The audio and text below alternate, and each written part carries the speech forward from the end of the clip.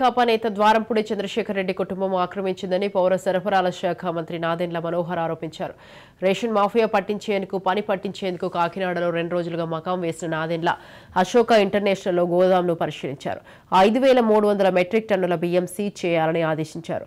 Ration బియ్యాన్ని African దేశాలకు అక్రమంగా తరలిస్తున్నారని ఆరోపించారు. ఇక రేషన్ బియ్యం అక్రమాలపై తనిఖీలు ముగిసే వరకు ఎగుమతులు నిలిపివేస్తామని, ఈ కేసును సిఐడికి అప్పగిస్తామని నాదెండ్ల తెలిపారు. We'll take action.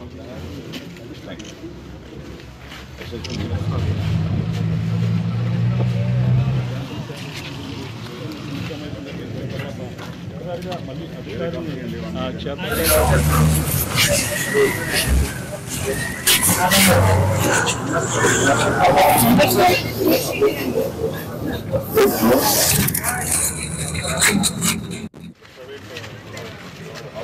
We have stocks which are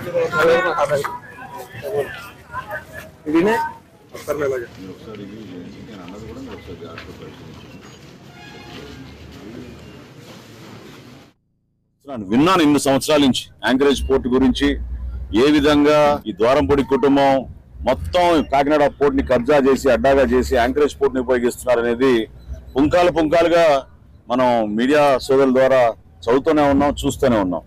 కానీ ఈ రోజు మేము సందర్శించినప్పుడు ప్రధానంగా అశోక ఒకటి, తర్వాత H1 ఒకటి, ఈ రెండిట్లో కూడా తనిఖీలు చేసినప్పుడు పబ్లిక్ డిస్ట్రిబ్యూషన్ సిస్టమ్ లో ఉండాల్సిన బియ్యం ఇక్కడ ఆధారాలతో సహా మాకు దొరికింది. సో 2,800 మెట్రిక్ టన్నులు అశోకాలో అయితే H1 లో 2,500 మెట్రిక్ టన్నులు.